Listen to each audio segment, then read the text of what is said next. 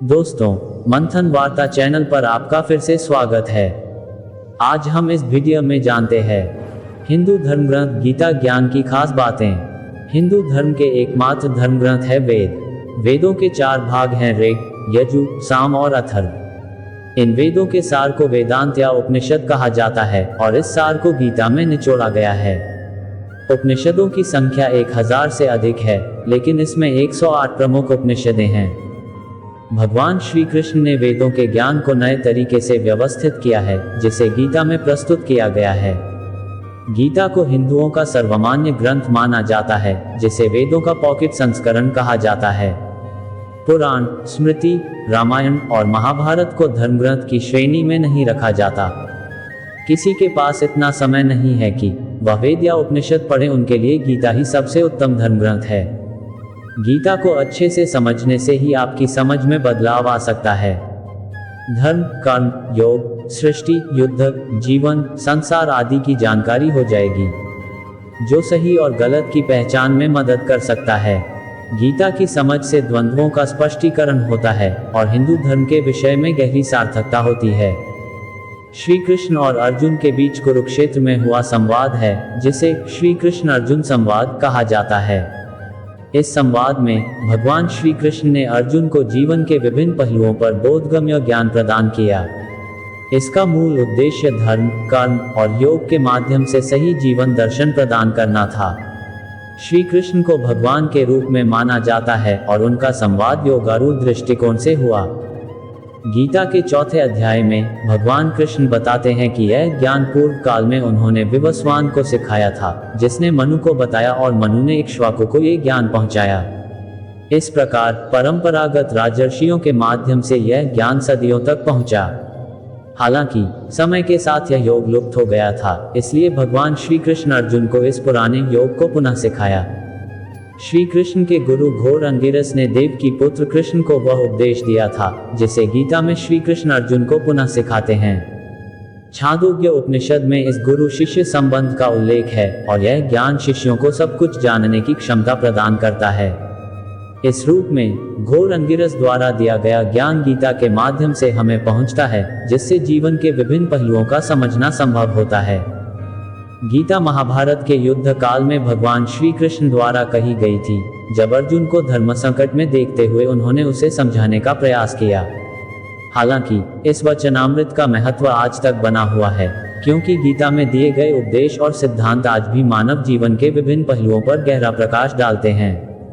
इसमें धर्म, कर्म, योग और मोक्ष के विषय में ज्ञान होता है, जो आज भी लोगों को मार्गदर्शन करने में सहायक हैं। गीता का परिचय। गीता महाभारत के भीष्म पर्व का हिस्सा है और इसमें कुल 18 अध्याय हैं, जिनमें कुल 700 श्लोक हैं। गीता में भगवान श्री कृष्ण द्वारा अर्जुन को धर्म, कर्म और योग के सिद्धांतों का उपदेश दिया गया है, जो उसके रणभूमि में किए जाने वाले कर्मयुद्ध के समय में उसे मार्गदर्शन करने में मदद करता है। गीता ने जीवन के विभिन्न पहलुओं पर गहरा प्रकाश डाला है और मानव जीवन के उद्देश्य और मार्ग को समझाने में सहायक है। अध्याय 1 अर्जुन विषाद योग नामक इस अध्याय में कुल 46 श्लोक है। अध्याय 2 सांख्य योग नामक इस अध्याय में कुल 72 श्लोक है। अध्याय 3 कर्मयोग नामक इस अध्याय में कुल 43 श्लोक है। अध्याय 4 ज्ञान कर्म संन्यास योग नामक इस अध्याय में कुल 42 श्लोक है। अध्याय 5 कर्म संन्यास योग नामक इस अध्याय में कुल 29 श्लोक है। अध्याय 6 आत्म संयम योग नामक इस अध्याय में कुल 47 श्लोक है। अध्याय 7 ज्ञान विज्ञान योग नामक इस अध्याय में कुल 30 श्लोक है। अध्याय 8 अक्षर ब्रह्म योग नामक इस अध्याय में कुल 28 श्लोक है। अध्याय 9 राजविद्या राजगुह्य योग नामक इस अध्याय में कुल 34 श्लोक है। अध्याय 10 विभूति योग नामक इस अध्याय में कुल 42 श्लोक है। अध्याय 11 विश्वरूप दर्शन योग नामक इस अध्याय में कुल 55 श्लोक है। अध्याय 12 भक्ति योग नामक इस अध्याय में कुल 20 श्लोक है। अध्याय 13 क्षेत्र क्षेत्रज्ञ विभाग योग नामक इस अध्याय में कुल 35 श्लोक है। अध्याय 14 गुणत्रय विभाग योग नामक इस अध्याय में कुल 27 श्लोक है। अध्याय 15 पुरुषोत्तम योग नामक इस अध्याय में कुल 20 श्लोक है। अध्याय 16 दैवासुर संपद विभाग योग नामक इस अध्याय में कुल 24 श्लोक है। अध्याय 17 श्रद्धात्रय विभाग योग नामक इस अध्याय में कुल 28 श्लोक है। अध्याय 18 मोक्ष संन्यास योग नामक इस अध्याय में कुल 78 श्लोक है। गीता में क्या है?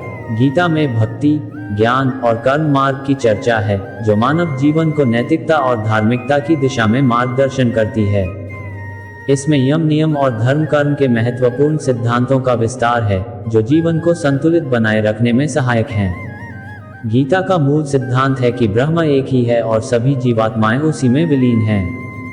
गीता को बार बार पढ़कर उसका ज्ञान समझने से व्यक्ति अपने जीवन में सकारात्मक परिवर्तन प्राप्त कर सकता है और इस ग्रंथ की हर शब्दावली से अलग अलग ग्रंथ बनाया जा सकता है, जिससे जीवन में और भी विशेषज्ञता आ सकती है।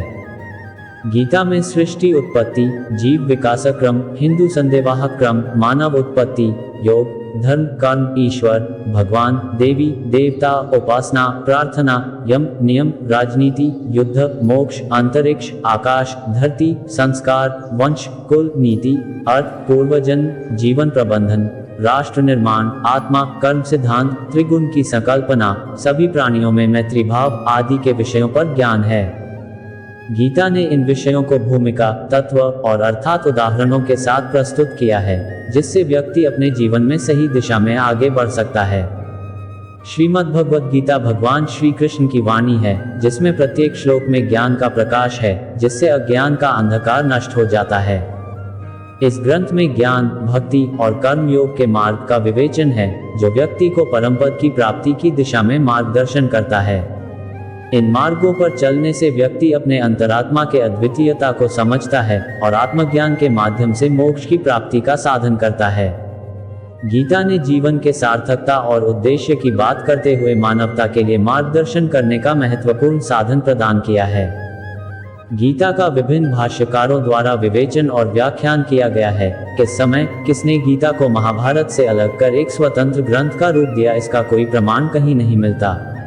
आदि शंकराचार्य द्वारा भाष्य रचे जाने पर गीता जिस तरह प्रमाण ग्रंथ के रूप में पूजित हुई है, क्या वही स्थिति उसे इसके पूर्व भी प्राप्त थी, इसका निर्णय कर पाना कठिन है। दोस्तों, अगर आपको हमारा ये वीडियो पसंद आया तो कृपया लाइक करें, शेयर करें और चैनल को सब्सक्राइब करें। आपका बहुत बहुत धन्यवाद।